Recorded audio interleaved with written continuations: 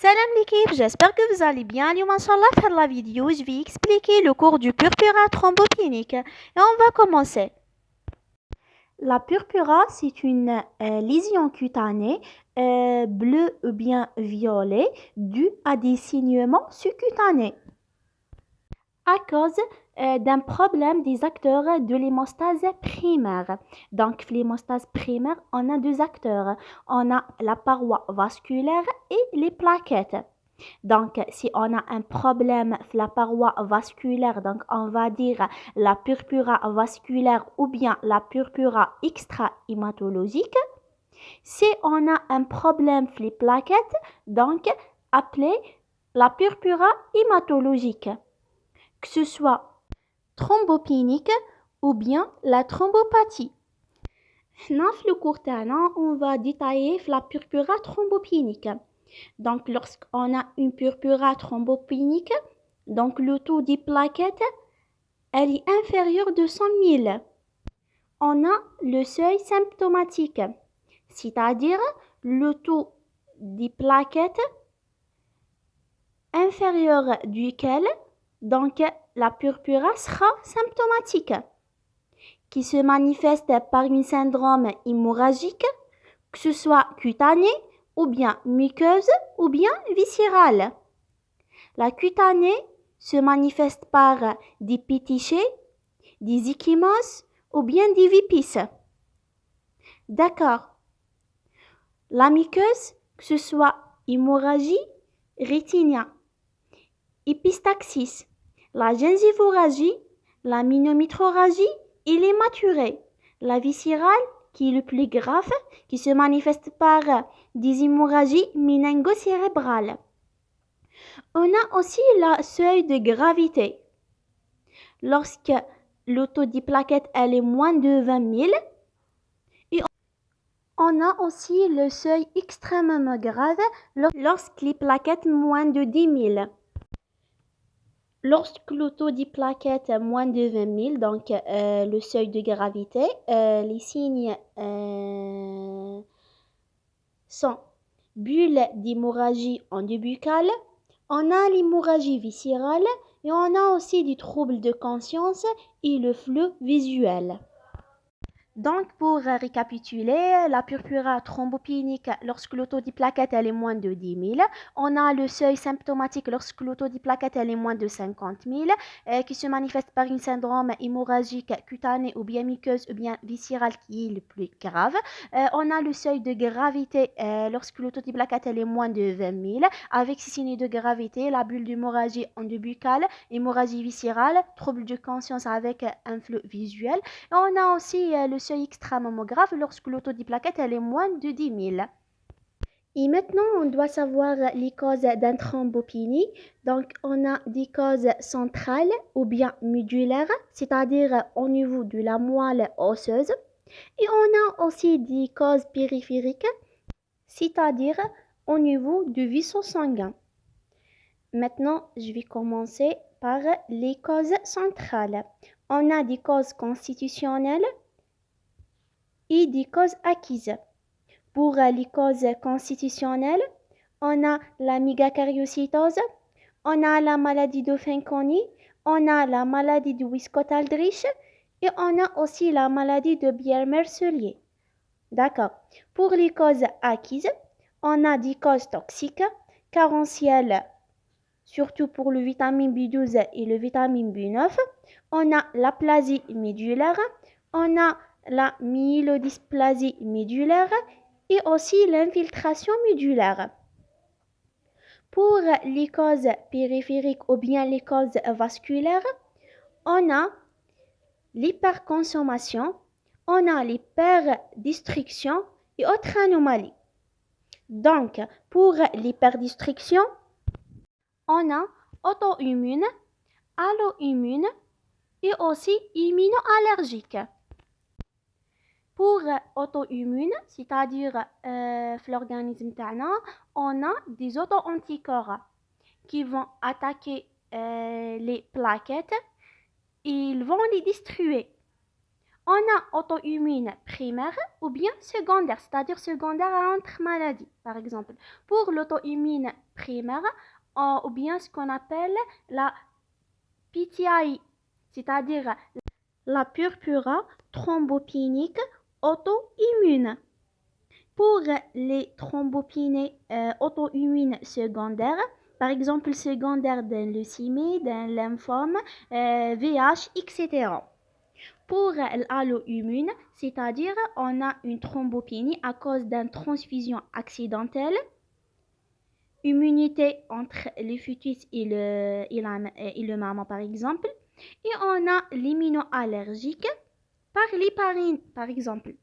Et pour la thrombopénie par l'hyperconsommation, on a par exemple la CIVD, c'est-à-dire la coagulation intravasculaire disséminée. On a les microangiopathies thrombopathiques et on a aussi les valves qui vont emprisonner les plaquettes par exemple. Et on a des autres anomalies, par exemple on a la dilution par la transfusion, on a les pertes par exemple si on a une hémorragie aiguë. Et on a aussi l'hypersplénisme par maldistribution. Dans le court terme, on va concentrer et détailler beaucoup plus le PTI, c'est-à-dire la purpura thrombopénique auto-immune. Donc, par exemple, j'ai un patient avec les signes suivants, c'est-à-dire j'ai un patient avec une syndrome hémorragique seulement. Donc, j'ai avec une syndrome hémorragique, que ce soit cutanée, muqueuse ou bien viscérale. Si par exemple le patient présente aussi avec le syndrome hémorragique, par exemple fièvre, donc on va suspecter beaucoup plus d'une cause infectieuse. Donc, si présente aussi des adénopathies ou bien syndrome de l'euro, donc on va suspecter beaucoup plus d'une cause maligne et ainsi de suite. Donc, le patient consulte seulement pour une syndrome hémorragique, beaucoup plus cutané, c'est-à-dire les pétichés ou bien les ecchymoses ou bien les vipices. D'accord. Et comme vous voyez ici, il s'agit d'une échelle qui représente la durée des symptômes. Donc, si par exemple le patient présente des symptômes ces symptômes plutôt entre un jour jusqu'à 3 mois, donc on va dire PTI, bien sûr après la confirmation de la maladie, on va dire la PTI nouvellement diagnostiquée, entre 3 jusqu'à 12 mois, on va dire la PTI persistante. Et au-delà de 12 mois, on va dire la PTI chronique. Et on va le voir beaucoup plus chez les adultes. D'accord. Donc, devant ce tableau clinique-là, donc, le médecin va demander des examens biologiques. Par exemple, elle va demander le FNS. Le FNS, il va trouver des plaquettes diminuées, donc thrombopénie. Des globules rouges sont normaux parce que le problème, c'est les plaquettes. L'hémoglobine aussi normale. Et il va confirmer la thrombopénie par le frottis sanguin. Donc, il va trouver aussi des plaquettes qui sont diminuées. D'accord. Et on va savoir l'origine de thrombopénie par étude médulaire. Donc, on va trouver des mégacaryocytes normaux parce que la cause ou bien le problème, elle est périphérique, elle n'est pas au niveau de la moelle osseuse. Et aussi, on peut faire le test de Combus qui est un test immunologique et aussi détecte les auto-anticorps et les résultats sont positifs en 85%. Elle est moins appliquée parce qu'elle est très chère. D'accord. Et on peut faire aussi un bilan d'hémostase. Le bilan d'hémostase, le TP et le TCA, comme on a déjà vu les vidéos précédentes, le TP et le TCA qui sont deux tests d'exploration de coagulation ou bien l'hémostase secondaire. Le TP et le TCA sont normaux parce que le problème n'est pas la coagulation. La purpura, c'est un problème l'hémostase primaire. Et l'hémostase primaire, on va l'explorer par le temps de saignement et aussi le taux des plaquettes. Le temps de saignement, on va trouver allongé et aussi le taux des plaquettes, elle est diminuée. D'accord. Comme on peut faire d'autres examens pour éliminer les causes secondaires, par exemple, on peut faire la sérologie virale pour éliminer par exemple l'hépatite B et C, bilan immunologique, les électrophorèses de protéines, bilan hépatique pour l'hépatopathie, parce qu'on a ici un petit remarque. Donc, pour le foie a un rôle dans la synthèse des plaquettes. Comment? Donc, le foie va sécréter un hormone qui est appelé la thrombopoïétine. Et la thrombopoïétine va stimuler la production et la maturation des mégakaryocytes de la moelle osseuse et ainsi la production des plaquettes. D'accord. Et on a fait le bilan hépatique pour éliminer la cause hépatique. D'accord. Donc, on conclut que le diagnostic de PTI, c'est un diagnostic d'élimination. D'accord. Donc, il faut tout d'abord éliminer toutes les autres causes. D'accord. Pour arriver à la cause immunologique ou bien la cause auto-immune. D'accord. Maintenant, pour le traitement, donc le but du traitement, arrêter le saignement, c'est-à-dire le traitement symptomatique, et aussi diminuer la production des auto-anticorps, donc le traitement étiologique. D'accord. On commence par le traitement symptomatique. Donc, devant tout syndrome hémorragique, il faut proscrire. On a la différence entre prescrire, c'est-à-dire donner, proscrire, c'est-à-dire empêcher. Ou bien on ne donne pas. Donc, proscrire quoi? Proscrire les ANS, les héparines, les injections en IM et les AVK. Les AVK ou bien les antivitamines K. D'accord. Donc, si on a saignement important, c'est-à-dire pour les états graves. D'accord. On va donner un traitement d'urgence. Hospitalisation en urgence, la mise en condition. On va donner un bolus de corticoïdes avec posologie de 15 mg par kilo sans dépasser 1 gramme. Ou bien les immunoglobulines polyvalents avec posologie de 400 mg par kilo par jour pendant 3 jusqu'à 5 jours. Et la transfusion plaquettaire ne se fait que si le pronostic vital mis en jeu. Parce que on fait la transfusion et l'auto-anticorps fait la destruction. Donc, rien n'a fait. Donc, il n'y a pas de résultat. D'accord. C'est la pronostic vital mise en jeu. Donc, on fait la transfusion. D'accord. Et ici, on a le traitement spécifique ou bien ce qu'on appelle le traitement personnel. Par exemple, on a deux personnes. Donc, le premier présente 50 000 plaquettes et le deuxième présente 35 000. Le premier présente hémorragie et le deuxième ne présente aucune hémorragie. D'accord. Donc, selon l'état du patient, donc le premier, on va le traiter selon la degré et le deuxième, on ne le traite pas. Sauf c'est les plaquettes moins de 30 000. Donc, un patient, par exemple, présente un taux des plaquettes à n'importe quel taux. Donc, on va le traiter si le patient est symptomatique. Et si le patient n'est pas symptomatique, on le traite, sauf si le taux des plaquettes moins de 30 000. Donc, si le taux des plaquettes plus de 30 000 et le patient asymptomatique, donc on le ne traite pas. D'accord.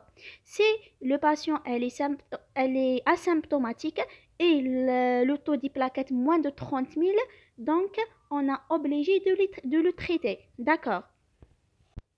Et comment? Donc, selon 10 lignes. Donc, le premier ligne thérapeutique, c'est les corticoïdes avec un posologie de 1 mg par kilo par jour pendant 3 semaines, puis diminuer la dose jusqu'à arrêter complètement. Si on n'a pas une réponse, d'accord, on va passer à la deuxième ligne par les autres immunosuppresseurs, comme par exemple le danazol avec de 400 mg par jour, Humoral, rituximab, endoxane, vinblastine. D'accord. S'il n'y a pas aussi une réponse, on va passer à la troisième ligne thérapeutique qui est la splénectomie. Donc, pour faire la splénectomie, il y a une condition nécessaire pour l'appliquer. C'est que le patient عنده plus de 12 mois وهو عنده هذا le syndrome hémorragique. D'accord. Donc PTI chronique. D'accord. Dans certains cas, on voit que même si après la splénectomie, on remarque la persistance de la thrombopénie. Donc, il y a autre mécanisme qui est responsable de la destruction des plaquettes, autre que la rate. Parmi lesquels, donc, on a le foie par la protéine thrombopoïétine. Donc, on a un problème la destruction par la splénisme. Donc, on a fait l'ablation de la rate. Et on a aussi mécanisme, mécanisme, c'est la diminution de la production des plaquettes. Comme on a déjà expliqué, par la thrombopoïétine qui est sécrétée par le foie. D'accord. Donc, si on a fait les 3 lignes et on n'a pas vu une réponse efficace, donc le problème n'est pas la destruction des plaquettes, donc le problème la production des plaquettes. Donc, on va faire un bilan hépatique pour savoir la cause. Donc, comme on a déjà vu, on a une protéine qui est synthétisée par le foie qui stimule la thrombopoïèse et cette protéine appelée la thrombopoïétine. Alors, on va passer à la quatrième ligne qui est dans lequel on va donner des agonistes des récepteurs de thrombopoïétine. D'accord. Par exemple, on a la romiplastine et Rivolode.